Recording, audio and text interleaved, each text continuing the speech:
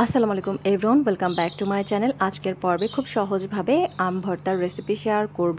তো কোনো রকমের কাসুন্দি ছাড়াই কিন্তু খুবই লোভনীয় স্বাদের এই আম ভর্তাটা তৈরি করে নিতে পারবেন। এখানে আমি 4টার মতো আম নিয়েছি। আমগুলোকে পরিষ্কার পানি দিয়ে খোসাসহই কিন্তু খুব ভালো করে ধুয়ে নিয়েছি।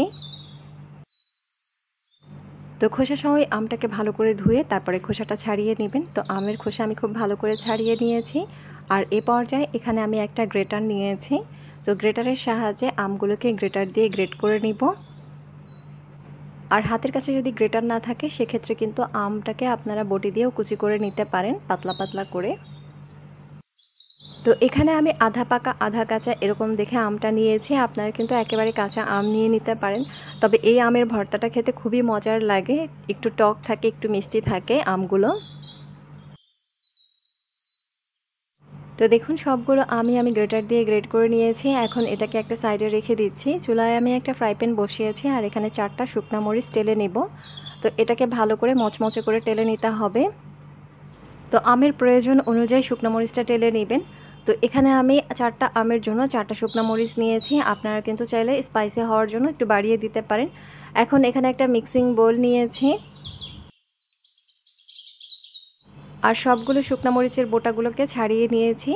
এই পর্যায়ে এখানে আমি সামান্য পরিমাণ সাদা লবণ দিয়ে দিচ্ছি।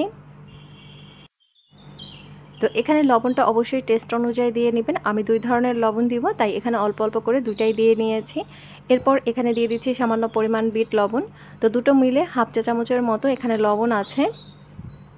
তো অবশ্যই চেষ্টা করবেন এই ভর্তায় বিট লবণটা ব্যবহার করতে। বিট লবণ দিলে কিন্তু খুবই চমৎকার একটা ফ্লেভার আসবে, কোনো রকমের কাসুন্দির প্রয়োজন হবে না এটা খেতে। এখন শুকনো মরিচগুলোকে লবণ দিয়ে খুব ভালো করে হাত দিয়ে ভেঙে নিচ্ছি। তো এগুলোকে খুব ভালো করে ভেঙে গুঁড়ো গুঁড়ো করে নিয়েছি। আর এ পর্যায়ে এর ভেতরে আমগুলো দিয়ে দিচ্ছি। তো গ্রেট করা আম সম্পূর্ণটাই এর ভেতরে দিয়ে দিব।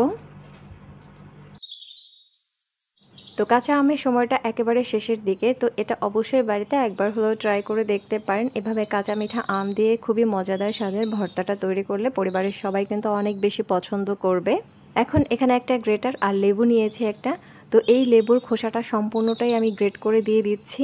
এতে করে কিন্তু খুবই চমৎকার একটা ফ্লেভার আসবে। তো এই ভর্তার ভিতরে একটা ভিন্ন মাত্রা যোগ করবে এই লেবুর খোসাটা। তো সম্পূর্ণ খোসাটাকেই আমি আলতো করে এভাবে গ্রেটার দিয়ে গ্রেট করে নিয়েছি। তো গ্রেট করার সময় কিন্তু লেবুর উপরের খোসাটাই দেবেন, সবুজ খোসাটাই। এর সাদা খোসাটা দিলে কিন্তু তিতা লাগবে। আর এখানে একটা কাঁচামরিচ নিয়েছি, এটা আমি ফ্লেভারের জন্য নিয়েছি। এখন এই মাঝারি সাইজের কাঁচামরিচটাকেও খুব ভালো করে মেখে নিচ্ছি আমের সাথে। তো সবগুলো উপকরণকে এই পর্যায়ে খুব ভালো করে মেখে নিব। তো খুব ভালো করে মেখে নেওয়ার পর ঝাল লবণ ঠিক আছে কিনা এটা একটু চেক করে দেখে নেবেন। যদি লবণের প্রয়োজন হয় তখন কিন্তু সেক্ষেত্রে একটু লবণ দিয়ে নিতে পারেন। তো আম ভর্তাটাকে আমি একটা সার্ভিং প্লেটে সার্ভ করে নিচ্ছি। তো খুবই মজাদার স্বাদের এই আম ভর্তাটা কোনো রকমের কাসুন্দি ছাড়াই যে এত মজার হয়, অবশ্যই বাড়িতে একবার হলেও ট্রাই করে দেখবেন। আর এই ভর্তাটা একবার খেলে কিন্তু বারবার খেতে ইচ্ছে হবে, এটা এতটাই মজার লাগে। তো কাসুন্দি ছাড়াও যে আম ভর্তাটা এভাবে বানালে এতটা মজার হয়, এটা না বানিয়ে খেলে একেবারেই বুঝবেন না। তো দেখুন সবটাই আমি সার্ভ করে নিয়েছি। রিয়েলি অসম্ভব মজার এই আম ভর্তাটা।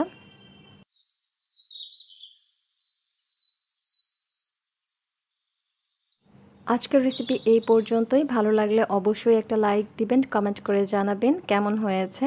আর অবশ্যই আমার চ্যানেলটিকে সাবস্ক্রাইব করবেন। পাশে থাকা বেল আইকনটি ক্লিক করে দিবেন যাতে নিত্য নতুন ভিডিও দেখতে পান। আল্লাহ হাফেজ।